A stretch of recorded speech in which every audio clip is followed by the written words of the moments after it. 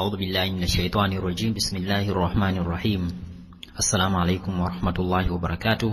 Tilandireniso pamene tikupitiriza phunziro lathu la tauhidi, ndipo lero tili phunziro la number 3 pamene tikufuna kuti tione maumboni zimene tinarongosola dzulo zija zili ngati ibada, zili ngati zomuchitira Mulungu subhanahu wa ta'ala, komanso koma kuti sitingamuchitire wina aliyense posakhala Allah subhanahu wa ta'ala yekha. Ndipo ibada ina iliyonse kapena china chilichonse chimene tingamuchitire Mulungu subhanahu wa ta'ala chimakhala ndi umboni. China chilichonse chimene Allah subhanahu wa ta'ala analamula kuti timpangire imakhala ibada. China chilichonse chimene analamula kuti tichisiye tisapange imakhalanso ibada. Ndiye ibada imeneyi imakhala ndi maumboni. Palibe ibada imene iliyopanda umboni kuchokera mu Qur'ani komanso mu Sunna. Choncho maibada amene tinawalongosola dzulo aja, tinawatchula dzulo aja, maibada amene tinawatchula dzulo aja, lero tikufuna kuti tione kuti kodi zikuchokera kuti, tikuzitenga kuti mchisilamumu. Allah subhanahu wa ta'ala akunena mu surati al-Jinn aya 18, أعوذ بالله من الشيطان الرجيم وأن المساجد لله فلا تدعوا مع الله أحدا. Nditu mizikiti ndiye Allah yekha, choncho musamupembeze wina aliyense posakhala Allah, musamupembeze wina aliyense pamodzi ndi Allah. Uwu ndi umboni wosonyeza kuti china chilichonse chimene timachita popembedza sitimayenera kumpembedza wina aliyense, sitimayenera kumuopa wina aliyense koma Allah subhanahu wa ta'ala. Ena tiziwaopa chifukwa cha kumuopa Allah subhanahu wa ta'ala, kaya kupereka ulemu, kaya kumvera chisoni munthu wina wake, tizimumvera chisoni mwa Allah subhanahu wa ta'ala, tizipereka ulemu mwa Allah subhanahu wa ta'ala. Ndiye yemwe angachitire munthu wina china chilichonse chomwe choyenera kumuchitira Allah subhanahu wa ta'ala yekha, ameneyo ndiye kuti ndi mushriki, chifukwa wachita shiriki, wachita ibada pomusakaniza kapena pomuphatikiza Mulungu ndi wina wake, komanso kafiri, chifukwa choti wapanga kufuri, kukanira ibada yomuchitira Allah subhanahu wa ta'ala yekha. Izitu Allah subhanahu wa ta'ala hakunena mu surati al-Mu'minun aya 117 pamene hakunena kuti waman yad'u ma'a Allahi ilahan akhara la burhana lahu bihi fa innama hisabuhu 'inda rabbih innahu la yuflihul kafirun.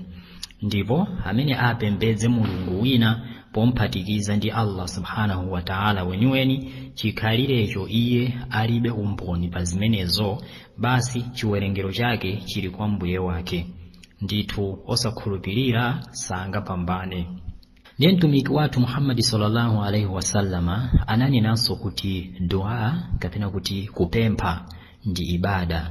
Ad-du'a huwa al-ibada, kupempha ndiye ndi pemphero. Kupanga dua ndi ibada, chifukwa timapanga ibada kwa Allah subhanahu wa ta'ala, sitimapanga dua kwa wina aliyense koma kwa Allah subhanahu wa ta'ala. Izi zikuchokera m'mawu a Mulungu subhanahu wa ta'ala onena kuti a'udhu billahi minash shaitanir rajim wa qala rabbukum ud'uni astajib lakum innal ladhina yastakbiruna an ibadati sayadkhuluna jahannama dakhirin. Ndipo mbuye wanu wanena, ndipempheni ndikuyankhani, koma amene akudzikweza ndi mapemphero anga posiya kundipembedza adzalowa ku jahannam ali oyaluka. Ndipempheni ilitu ndi lamulo lochokera kwa Allah subhanahu wa ta'ala, akuchita kuyitanira kuti ndipempheni. Munthu akavutika amachita kusowa omupempha, chifukwa wina aliyense amakhala wonyinyirika kuti ina ndipempha kumathawa kumaumira, koma Allah subhanahu wa ta'ala samaumira. Allah subhanahu wa ta'ala amachita kuyitanira kuti ndipempheni ndikupasani. Ndiye akupitiriza kunena kuti amene akuzikweza mapemphero anga, kupempha ukuku ndi mapemphero amene wawa ndi ibada. Ndiye amene akuzikweza kumati kuti ndimpempha Mulungu mwakuti ndikaba ndipangaza kuti amene yoyo ndiye kuti adzalowa ku jahannama ali oyaluka. Munthu amene akusiya kumpembedza Allah subhanahu wa ta'ala pochita madua ndi zina zonse. Tionenso umboni wa kumuopa Allah subhanahu wa ta'ala malinga ndi mmene Allah subhanahu wa ta'ala akunenera kuti kodi timuope ndani. Akunena mu surati Al-Imran aya 175 kunena kuti a'udhu billahi minash shaitani rajim innama dhalikum shaitanu yukhawwifu awliya'ahu fala takhafuhum wa khafuni in kuntum mu'minin. Ndithudi uyo anakuopsezani ndi Satana yemwe amaopseza anzake. Choncho musawaope, ndiopeni ine ngati inu mulidi okhulupirira. Kusonyeza kuti ndithu tisamuope wina aliyense posakhala Allah subhanahu wa ta'ala. Kukhala ndi chiyembekezo mwa Allah subhanahu wa ta'ala monga mmene akunenera Mulungu subhanahu wa ta'ala mu Qur'ani aya 110 ya surati al-Kahf. Kukhala ndi chiyembekezo mwa Allah subhanahu wa ta'ala, rajau, kukhala ndi hope mwa Allah subhanahu wa ta'ala, ndi ibada so imeneyi, ndi lamulo lochokera kwa Allah subhanahu wa ta'ala. Tizikhala tikuyembekeza mwa Allah subhanahu wa ta'ala, kusonyeza kuti ndithu tikuyembekeza zimene wafuna Mulungu subhanahu wa ta'ala kuti atipase pambuyo kuti ife tapempha. Allah subhanahu wa ta'ala amene akudziwa zimene atipase. Umboni wake Allah subhanahu wa ta'ala akunena kuti a'udhu billahi minash shaitani rajim faman kana yarju liqa'a rabbih falyamal 'amalan salihan wala yushrik bi'ibadati rabbih ahada. Ndipo amene akufuna kukumana ndi mbuye wake, kuyembekeza, kukhala ndi chiyembekezo ndithu mwa Mulungu subhanahu wa ta'ala kuti azakumana naye, munthu ameneyo achite zochita zabwino ndipo asamphatikizepo aliyense pa mapemphero a mbuye wake Allah subhanahu wa ta'ala. Kuyezamira mwa Allah subhanahu wa ta'ala ndikofunika. Tawakkul, tikuyenera ndithu kuyezamira mwa Allah subhanahu wa ta'ala. Ndipo umboni wa kuyezamira maaya ambirimbiri ndithu. Maumboni amene tikupereka wasi kuti ndi aya imodzi yayi, koma Allah subhanahu wa ta'ala wayankhula kambirimbiri mu Qur'ani, ndipo ife tinangosankha kuti tichule umboni umodzi. Akunena Allah subhanahu wa ta'ala mu surati al-Maida aya 23 kuti wa 'ala Allahi fatawakkalu in kuntum mu'minin. Ndipo kwa Allah yekha yezamirani ngati inu mulidi okhulupirira. Komanso mu surati Talaq aya 3 akunena kuti a'udhu billahi minash shaitani rajim wa man yatawakkal 'ala Allahi fa huwa hasbuhu.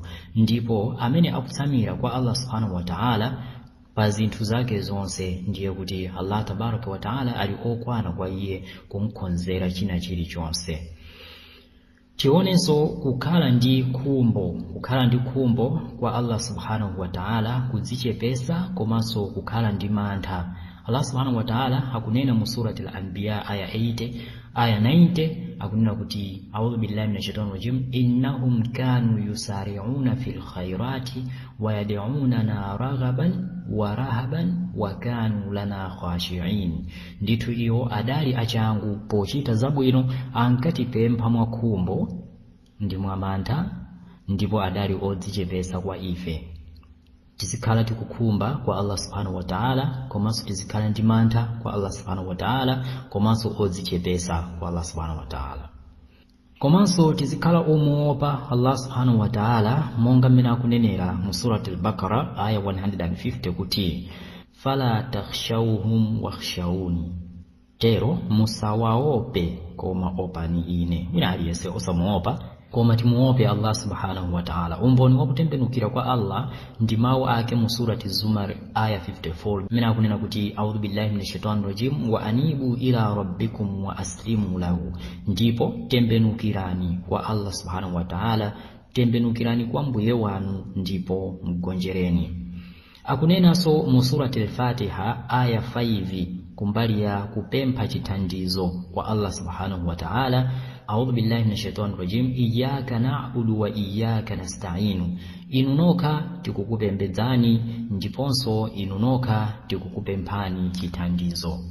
Allah subhanahu wa ta'ala akunenanso kumbali ya kuzichinjiriza kwa iye kuchokera ku zoyipa mashaitani ndi mavuto ena aliwonsewo mu surati An-Nas. Akunena kuti bismillahir rahmanir rahim qul a'udhu bi rabbin nas. Nena ndikuzichinjiriza ndi mbuye mleri wa anthu yemwe akulinganiza zinthu zawo anthuwa. Apatu anali kumphunzitsa Mtumiki sallallahu alaihi wasallam kuti uneneza kuti kusonyeza kuti mawu amene akuti qul a'udhu bi rabbin nas, mawu amene ndi amene ali apa mwamba kwambiri kumbali ya kuziteteza, kuzichinjiriza pothawira kwa Mbuye Mulungu subhanahu wa ta'ala kuchokera ku mavuto osiyanasiyana, kuchokera ku zoyipa zosiyanasiyana zimene zimachitika pakati pa anthu.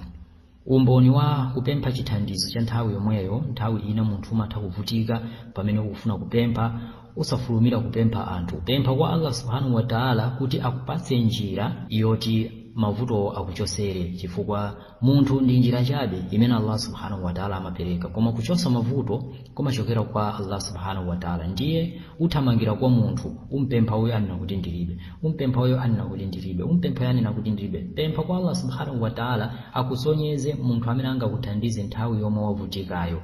Umboni wake Allah subhanahu wa ta'ala akunena mu surati al-Anfal aya 9 kuti a'udhu billahi minash shaitani rajim, idh tastaghithu rabbakum fastajaba lakum. Kumbukirani pamene mudali kupempha Mbuye wanu chithandizo ndipo anakuvomerani. Umboni wa kuzinganso ndi ibada imene timanenera muja malinga ndi imene Allah subhanahu wa ta'ala akunenera mu surati al-An'am aya 162 kuzafika 163. A'udhu billahi minash shaitani rajim. Qul inna salati wa nusuki wa mahyaya wa mamati lillahi rabbil alamin la sharika lahu wa bidhalika umirtu wa ana awwalul muslimin. Nena ndithudi swala yanga, mapemphero anga onse, moyo wanga ndi imfa yanga zonse nza Allah subhanahu wa ta'ala, Mbuye wa zolengedwa zonse, iye alibe othandizana naye. Izi ndi zomwe ndalamulidwa ndipo ine ndine woyamba mwa wogonjera.